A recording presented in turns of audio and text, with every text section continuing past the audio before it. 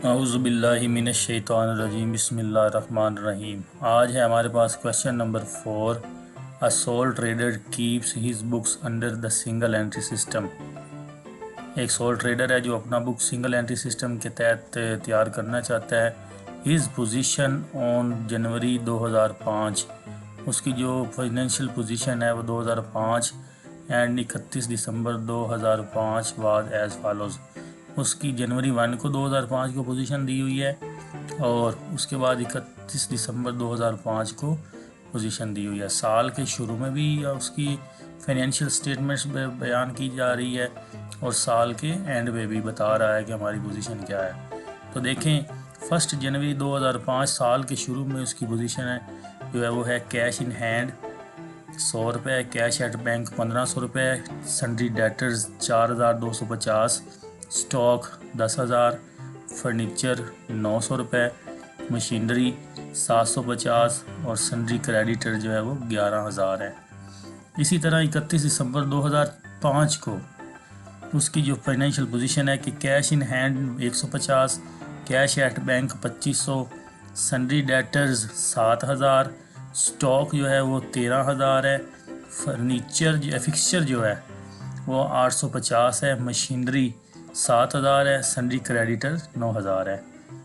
तो नेक्स्ट जो हमारे पास है उसने ये बताया कि ड्यूरिंग द ईयर साल के दौरान ही इंट्रोड्यूस 2,500 एज फर्दर कैपिटल। 2,500 रुपया उसने मज़ीद सरमाया लगाया साल के दौरान in the business and Drew 1,600 रुपये इन कैश, और उसकी जो ड्राइंग्स हैं वो हमारे पास 1,600 रुपये दी हुई है। अ सर्टन प्रॉफिट और लॉस ड्यूरिंग द ईयर, आपसे कहा गया कि आप इसका प्रॉफिट एंड लॉस अकाउंट साल के दौरान बताएं। तो देखें हमारे पास चूँकि इस सवाल के अंदर उसने पूरे बिज़नेस की फाइनेंशियल पोजीशन बता दी है, हम इस फाइनेंशियल पोजीशन से क्या करेंगे कि जनवरी 1 को जो डाटा दिया हुआ है इससे हम एक स्टेटमेंट बनाएंगे। सिंगल एंट्री के तहत जो आपकी स्टेटमेंट बनेगी उसको हम कहेंगे स्टेटमेंट ऑफ अफेयर्स, और जब जनवरी 1 को बनाएंगे तो वो हमारे पास ओपनिंग स्टेटमेंट ऑफ अफेयर्स कहलाएगी। इसी तरह सेम स्टेटमेंट ऑफ अफेयर्स जब हम बनाएंगे 31 दिसंबर की पोजीशन को देखकर तो वो हमारे पास कहलाएगी क्लोजिंग स्टेटमेंट। ओपनिंग स्टेटमेंट जो अफेयर्स होगी उससे ओपनिंग कैपिटल का बैलेंस निकल आएगा, क्लोजिंग स्टेटमेंट ऑफ अफेयर्स से क्लोजिंग का बैलेंस निकल आएगा। और सबसे अहम बात यह है कि अगर सवाल के अंदर कोई एडजस्टमेंट दी हुई हो तो उसको हमने क्लोजिंग स्टेटमेंट के ऊपर उसका इफेक्ट करना है। इस सवाल के अंदर कोई एडजस्टमेंट नहीं दी हुई, लिहाजा हम सिंपल स्टेटमेंट बनाएंगे। तो देखते हैं हम किस तरह इस स्टेटमेंट को बनाते हैं। तो सबसे पहले इस बिजनेसमैन का जो नाम है वो हमारे पास दिया हुआ है सोल ट्रेडर्स। तो सोल ट्रेडर का हम नाम लिखेंगे, name of business soul trader. कौन सी स्टेटमेंट बनाई जा रही है? ओपनिंग स्टेटमेंट बना रहे हैं जनवरी 1 की, उसको हम कहेंगे स्टेटमेंट ऑफ अफेयर्स, ये बनाएंगे।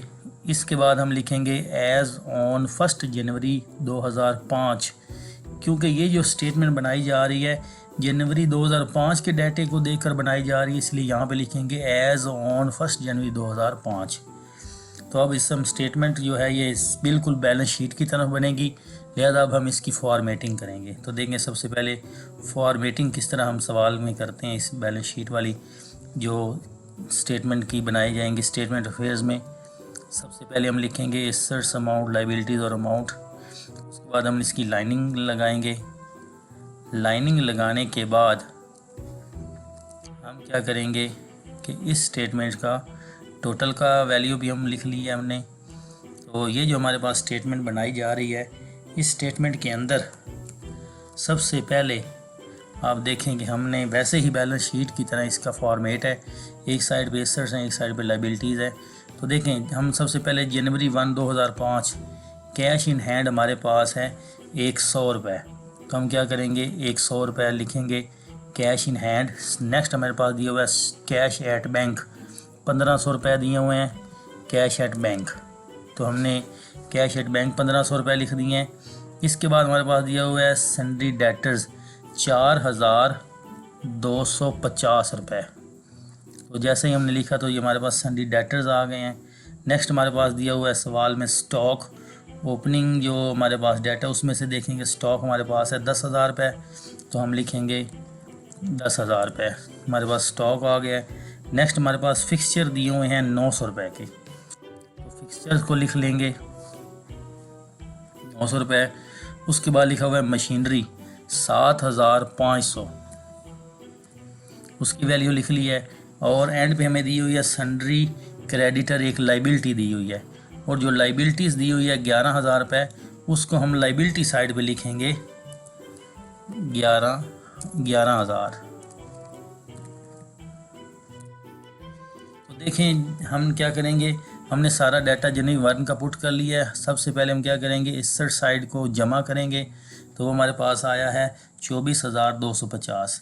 इसमें से हम एक लाइबिलिटी जो हमें दी हुई है 11,000 रुपये की, इसको माइनस कर देंगे, तो हमारे पास जो बैलेंस बचेगा वो 13,250 रुपये बचेगा।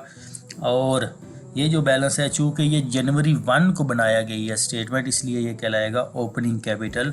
बैलेंसिंग फिगर साथ मैंने लिखा है ताकि पता चले कि आपने एसेट्स को जमा किया है और लाइबिलिटी एक माइनस की है, तो हमारे पास जो बैलेंस में वैल्यू आई है वो हमारे पास ओपनिंग कैपिटल की है। उम्मीद करता हूँ यहाँ पे आपको ये स्टेटमेंट ऑफ अफेयर्स ओपनिंग की समझ आई होगी।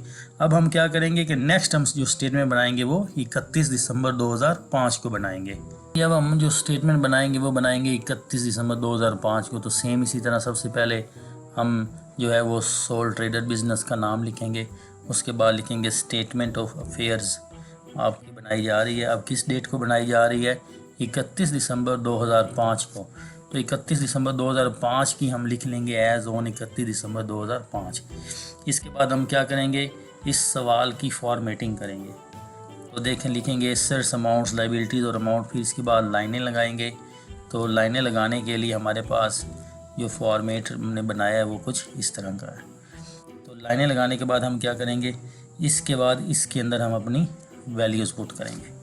तो वैल्यू कैसे पुट करेंगे, सबसे पहले अब चूँकि बना रहे हैं 31 दिसंबर 2005 की स्टेटमेंट, तो ये 2005 वाला डाटा लिखेंगे सेम इसी तरह जिस तरह हमने ओपनिंग स्टेटमेंट ऑफ ईयर्स के वक्त 1 जनवरी का डाटा पुट किया था। अब हम 31 दिसंबर का पुट करेंगे। तो देखें सबसे पहले लिखा हुआ है कैश इन हैंड 150 रुपये, तो इस साइड पे लिखेंगे कैश इन हैंड 150 रुपये।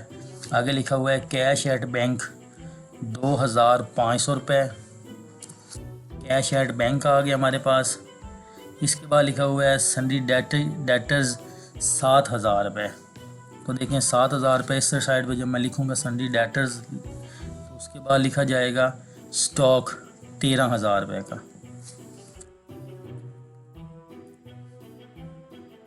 नेक्स्ट जो हमने लिखना है फिक्सचर लिखने हैं हमने 8,500। 31 दिसंबर की चूँकि स्टेटमेंट बना रहे हैं इसलिए 31 दिसंबर वाली वैल्यू लिखनी है 850 है 850 रुपये। इसके बाद लिखा हुआ है मशीनरी 7,000 रुपये, मशीनरी की वैल्यू लिख लेंगे।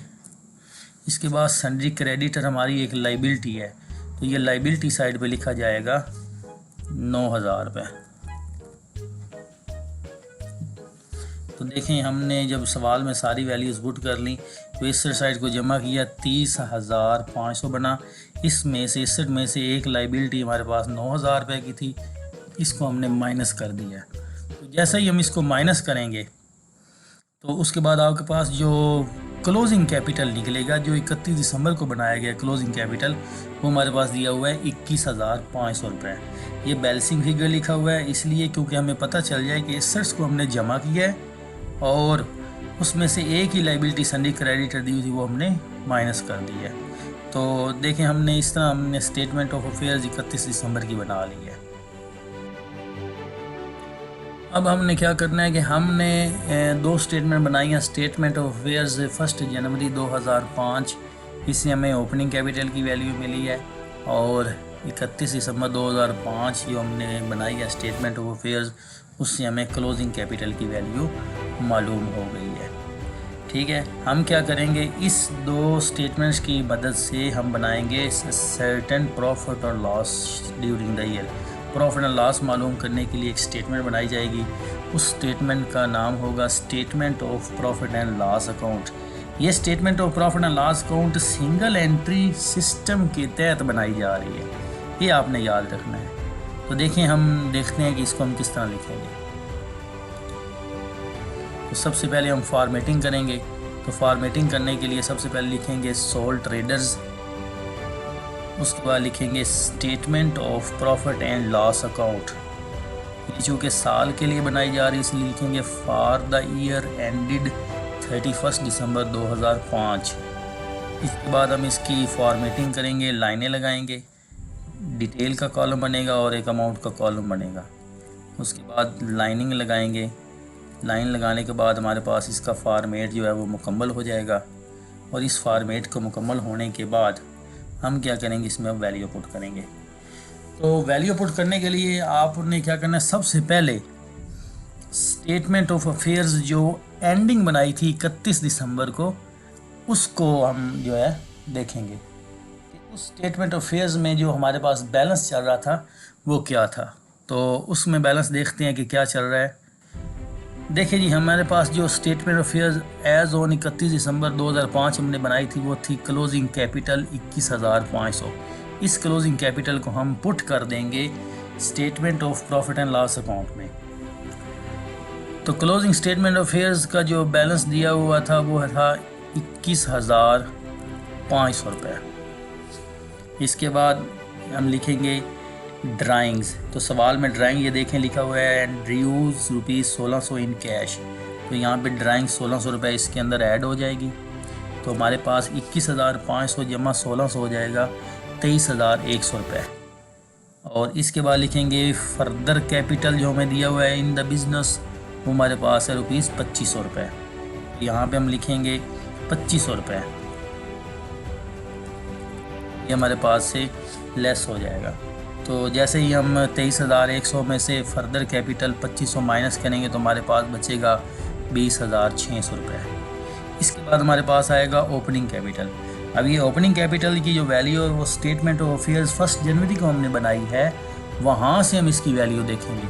ये हमने स्टेटमेंट बनाई थी कि स्टेटमेंट ऑफ अफेयर्स ऑन 1 जनवरी 2005।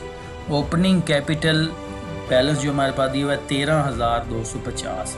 इस 13,250 को हम लिखेंगे statement of affairs profit and loss account में। तो ओपनिंग कैपिटल की वैल्यू है 13,250। तो हम इसमें लिखेंगे कि ओपनिंग कैपिटल 13,250 रुपये। तो देखें, जैसे ही हमने लिखा ओपनिंग कैपिटल लेस किया है 20,600 में से 13,250 माइनस हो जाएगा तो हमारे पास बचेगा 7,350।